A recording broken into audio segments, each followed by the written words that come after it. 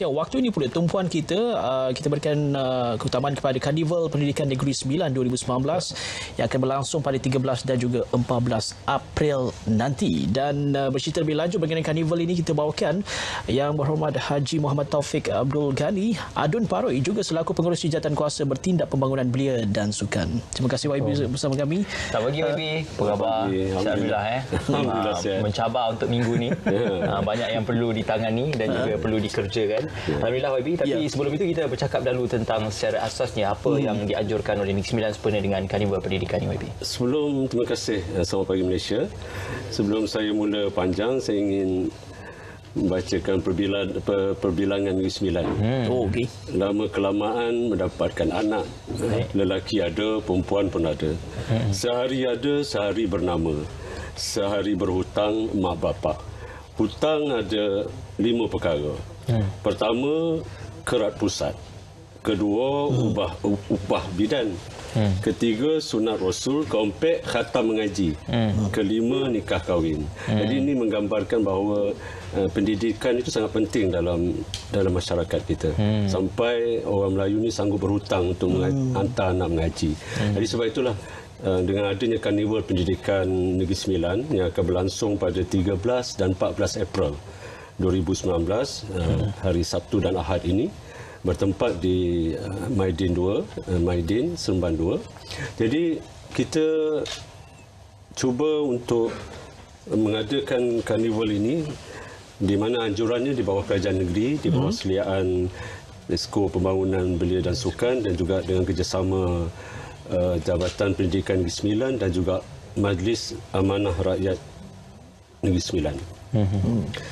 Jadi Karnival Pendidikan Negeri 9 ini yang menariknya, kita merupakan satu karnival yang bersifat one stop center.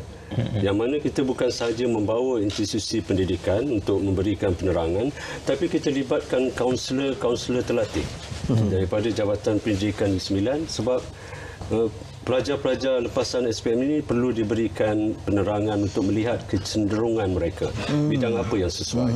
Di samping itu, yang kedua, kita sediakan peluang-peluang pengajian ini dengan ada institusi pendidikan ini untuk mereka memberikan penerangan, memberikan penjelasan tentang tawaran-tawaran tersebut. Dan yang ketiga, kita juga ada info tentang bantuan-bantuan untuk pinjaman bagi membiayai kos pengajian mereka. Jadi sebab itu saya berharap dengan adanya karnival ini, kita baru saja lepas keputusan SPM bulan Mac yang lalu. Mereka sekarang sedang proses dalam daftar UPU, menunggu keputusan daripada UPU. Dan juga untuk mereka-mereka yang belum lagi ada bidang-bidang yang sesuai, mereka boleh pergi ke karnival ini. Banyak maklumat yang akan diperolehi.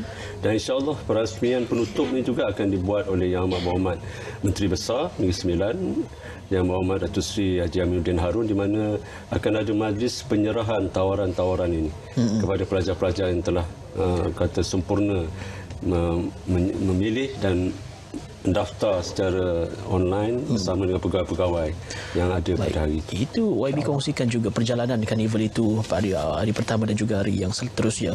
Tapi kalau di sebalik iklan yang kita nampak tadi, banyak tumpuan diberikan kepada pendidikan ataupun TVET itu sendiri. Walaupun diberikan peluang kepada mereka untuk memilih bidang yang mereka inginkan ataupun yang ingin diterokai, tapi TVET itu diberikan tumpuan utama juga. Bagaimana itu YB?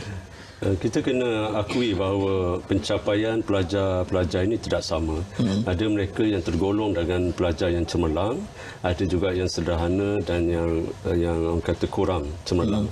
Jadi TVET ini ataupun institusi teknikal dan pendidikan vokasional ini sangat sesuai untuk pelajar-pelajar yang sederhana dan kurang cemerlang. Mereka ini sesuai untuk kita salurkan dalam bidang-bidang kemahiran.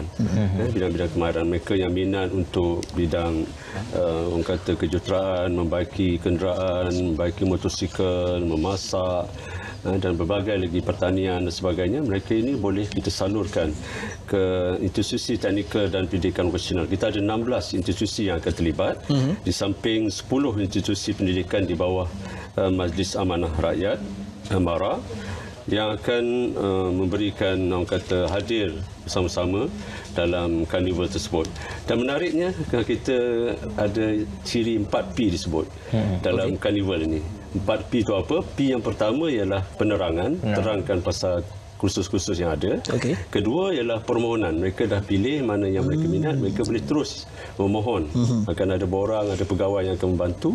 Kemudian akan ada penawaran. Bila mereka dah mohon tu, mereka institusi terlibat akan melihat kesesuaian dan sebagainya, mereka akan tawarkan, dan yang terakhirnya penajaan.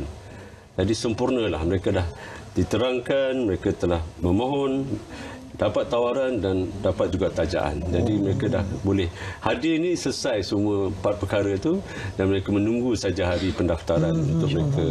Jadi inilah kelebihan karnival kita, di mana saya yakin dengan konsep ini pelajar-pelajar yang jauh, kita juga melibatkan pegawai-pegawai DUN daripada DUN di Negeri Sembilan, ada 36 DUN daripada Felda, daripada kampung-kampung. Kita juga telah membincang sampai tahap kita nak menyediakan bas untuk mereka turun beramai-ramai supaya mereka ini boleh hadir di karnival ini, kerana karnival ini akan memberikan suatu peluang di mana mereka boleh memilih dan akhirnya mendapat tajaan dan selesai perkara ini dalam tempoh 2 hari ini. Saya kira satu peluang yang sangat baik. Satu peluang yang besar untuk mereka nak melanjutkan pengajian. Selain daripada itu, apakah antara insentif pendidikan ataupun komitmen Kerajaan Negeri Sembilan dalam memberikan bantuan dari sudut pendidikan dan juga kita kata menyokong mereka ingin melanjutkan pelajaran ini?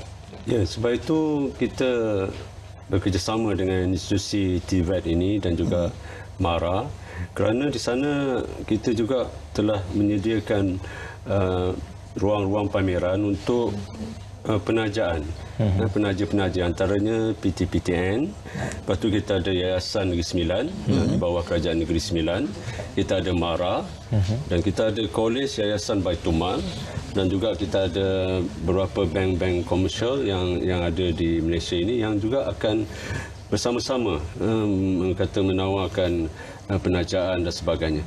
Dan menariknya, kolej-kolej TVET ini, mereka ada sebahagiannya itu juga bukan sekadar memberikan penajaan, tetapi mereka juga menawarkan allowance kepada pelajar yang memilih kursus TVET. Maknanya mereka bukan sekadar dapat belajar secara kos yang sangat rendah, mereka juga diberi allowance untuk memudahkan mereka belajar di kolej-kolej teknikal dan vocational ini. Baik, itu yang ditawarkan oleh PIPT. Kalau kita lihat tawaran di peringkat kerajaan negeri, tentunya juga saya percaya setiap ataupun Negeri Sembilan mungkin ada menawarkan beasiswa untuk anak negeri sendiri supaya mereka dapat melanjutkan pengajian ke tempat yang lebih tinggi. Itu pula bagaimana? Ya, Kerajaan Negeri Sembilan kita melihat bahawa bagi anak-anak yang ingin melanjutkan pelajaran di bawah Pejabat Menteri Besar, kita ada orang kata memberikan bantuan untuk mereka melanjutkan pelajaran, khususnya seperti kalau mereka memohon untuk di peringkat ijazah, akan diberikan bantuan RM1,000. Kalau peringkat diploma RM750 dan di peringkat sijil RM500. Khusus untuk proses pendaftaran mereka untuk pergi buat persiapan untuk masuk ke institusi tersebut. Samping kita ada Yayasan Negeri Sembilan dan juga kita ada Baitul Mal di bawah Majlis Agama Negeri Sembilan juga menawarkan bantuan-bantuan yang boleh dimohon oleh anak-anak Negeri Sembilan untuk mereka melanjutkan pelajaran. Di samping MARA, kita ada juga MARA yang juga menawarkan bantuan-bantuan kewangan. Sebab itu saya nak ingatkan juga, bila sebut MARA ini kadang-kadang ada silap faham. Mereka ingat hanya MARA ini untuk Bumi Putra saja. Sebenarnya ada juga kolej-kolej yang di bawah MARA, di bawah institusi pendidikan MARA, yang terbuka pada semua kaum, termasuk kaum bukan Bumi Putra, antaranya Universiti Kuala Lumpur, Kolej Politek MARA, Kolej Universiti Politek MARA KUPTM, dan German Malaysian Institute GMI, yang semua kaum, semua Bumi Putra dan bukan Bumi Putra boleh memohon untuk masuk ke institusi tersebut. Melihatkan kepada kerjasama MARA dan juga TVET institusi seperti MARA UiTM yang sudah pun banyak di Negeri Sembilan seperti di Rembau, Seremban, di Kuala Pilah dan sebagainya, juga KBN Institut Kemahiran yang semakin banyak ditubuhkan di Negeri Sembilan. Bagaimana YB melihat ini merupakan salah satu landasan terbaik untuk Negeri Sembilan menjadi hub pendidikan bagi kawasan sekitarnya? Ya. Sebab itu kedudukan Negeri Sembilan ini kita berada di tengah-tengah antara zon selatan dan zon tengah. Dan sebab itu kita banyak institusi pendidikan yang wujud khususnya di kawasan Nilai.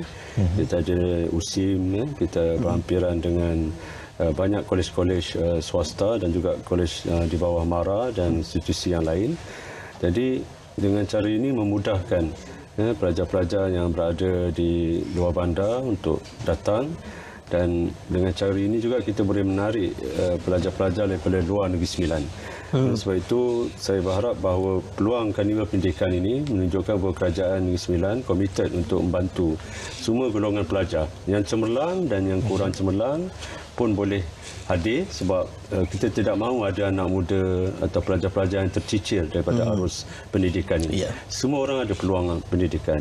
Kita nak beri kefahaman pada ibu bapa juga, kita nak ibu bapa juga hadir supaya apabila anak ni telah membuat pemilihan terhadap kursus yang mereka minat, nanti kita tak mahu ibu bapa pula bagi pandangan yang lain. Akhirnya berlaku orang kata tidak kesefahaman ini. Jadi kita jemput juga ibu bapa hadir supaya mereka juga mendengar penjelasan tersebut, kerana ada salah faham terhadap TVET ini. Mereka anggap TVET ini sebagai pilihan terakhir. Pilihan dah tak dapat masuk mana-mana, pilihlah TVET. Dan sebenarnya TVET ini boleh melonjakkan atau memberikan pendapatan yang baik kepada anak-anak lepasan TVET. Mereka ramai yang dah berjaya. TVET ini ada peluang untuk berniaga. Mereka yang ada bidang membaiki kereta motor ini boleh buka bengkel. Mereka yang pandai masak, yang pergi kursus masakan boleh buka kedai masakan. Mereka yang terlibat dengan solekan boleh jadi buka kedai andaman dan butik dan sebagainya.